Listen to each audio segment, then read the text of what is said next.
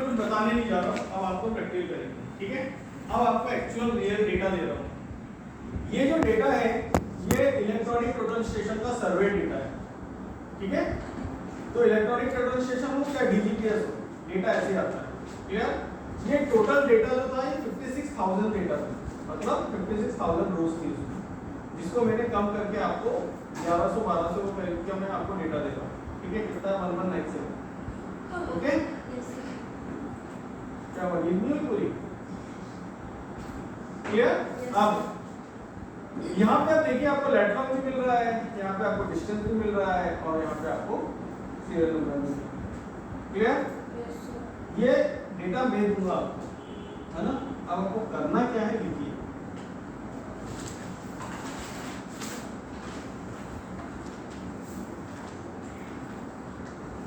ये जो डेटा है इस डेटा को आप आरजीआईएस पे प्लॉट करेंगे,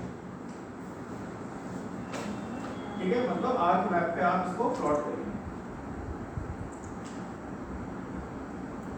जब ये प्लॉट हो जाएगा तो ये पॉइंट के रूप में आएगा, ठीक है। तो जब ये पॉइंट के रूप में आएगा तो उस पॉइंट से आप लाइन बनाएंगे, ठीक है।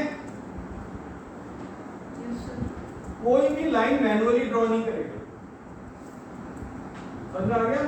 मतलब चल आप माउस लिए और लाइन बनाने चले, ये कोई नहीं करेगा, है ना। आप कमांड ढूंढिए कि लाइन कैसे बनेगी, क्लियर। गूगल से ढूंढते कमांड आ गया, इसमें गूगल है, हाँ, क्लियर। तो आप क्या करेंगे, पॉइंट से लाइन बनाएंगे, लाइन बन गई। इसके बाद जो लाइन है उसकी लेंथ चाहिए मेरे को, कि टोटल कैनाल की लेंथ कितनी है। ये कैनाल का डेटा है, ठीक है। टोटल कैनाल की लेंथ कितनी है, ओके।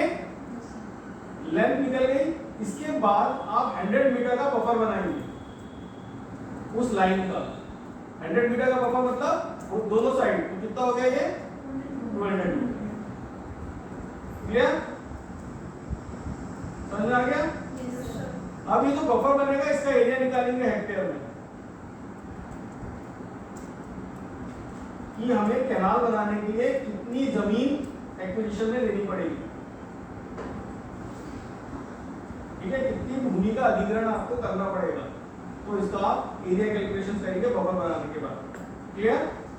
ये हो गया एक टास्क, है ना, एक टास्क। अब आता है इसमें थोड़ा टिपिकल पार्ट। टिपिकल पार्ट क्या है, जब आप लाइन बनाएंगे, आप जब लाइन बनाएंगे तो वो लाइन आपको वर्टेक्स भी देगी, है ना। और यदि अगर आपने लाइन बना ली तो पूरी की पूरी लाइन जब आप उसका एट्रीब्यूट टेबल खोलेंगे तो आपको एक ही लाइन, एक ही रोज दिखेगी, क्योंकि पूरी सिंगल लाइन, क्लियर। अब आप क्या करेंगे, हर एक लाइन को सेगमेंट्स में स्प्लिट करेंगे, मतलब हर एक लाइन को तोड़ेंगे, क्लियर। जब आप उस लाइन को सेगमेंट में स्प्लिट करेंगे तो आपको एट्रीब्यूट टेबल में मल्टीपल रोज दिखने लगेगी, हर एक सेगमेंट का एक एक रो आप उसको स्प्लिट करेंगे। तो जब स्प्लिट हो जाएगा तो उसके बाद आपको जो उसका एट्रीब्यूट टेबल होगा उसमें बहुत सारे मल्टीपल्स आपको डेटा दिखेंगे। वो एट्रीब्यूट टेबल में आपको डेटा अटैच करना है बफर का, ठीक है। अब ये बफर का डेटा कहां बनाएंगे, एक्सेल पे, क्लियर। बफर का डेटा कहां बनेगा, एक्सेल पे।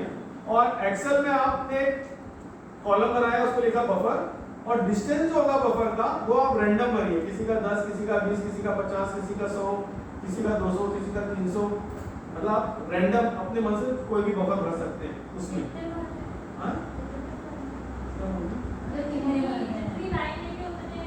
वन लाइन से, क्लियर।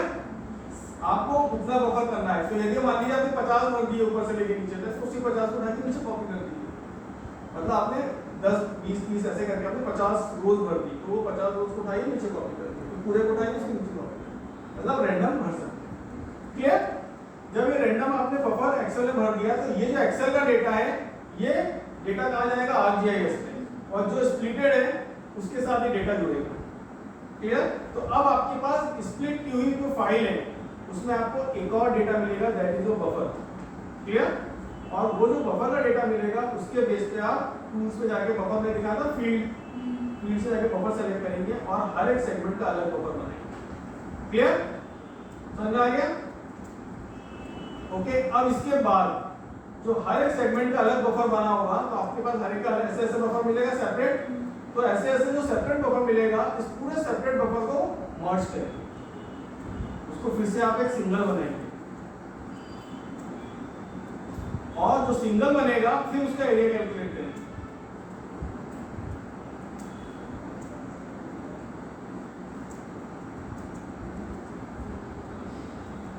बस इतना है।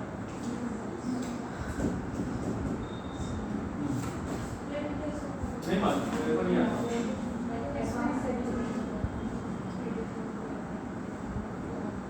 मेरे को नहीं आता, मैंने आपको सब कुछ पढ़ाया है और जो आपको नहीं मिले वो कैसे ढूंढना है वो भी पढ़ाया है।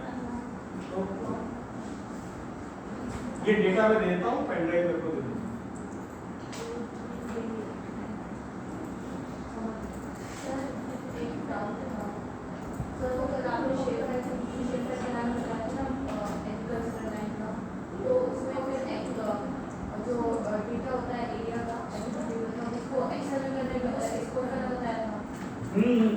तो वो फिर मतलब वो सेव तो हो जा रहा है, पर जब उसको एक्सेल में जाके खोल रहे तो वो वहाँ पे शो नहीं करता। बेटा नीचे जो फाइल एज ए टाइप है ना उसमें डेटाबेस फाइल को सेलेक्ट करो, वहाँ पे आपकी एक्सेल फाइल सेलेक्ट होगी, एक्सेल उसको सेव एज ए टाइप में डेटाबेस फाइल करोगे तो दिखेगा। नहीं तो सर मैंने डेटाबेस फाइल सेव करके किया पर वहाँ से खसरा नंबर आया, पूरा नहीं आया।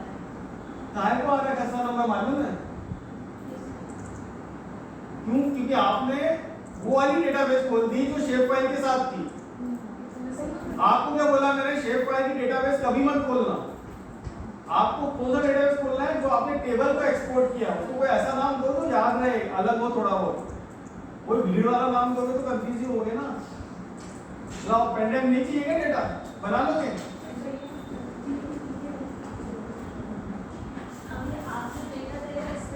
यस, आपको ज्यादा कुछ नहीं दे रहे हम, छोटा सा काम है।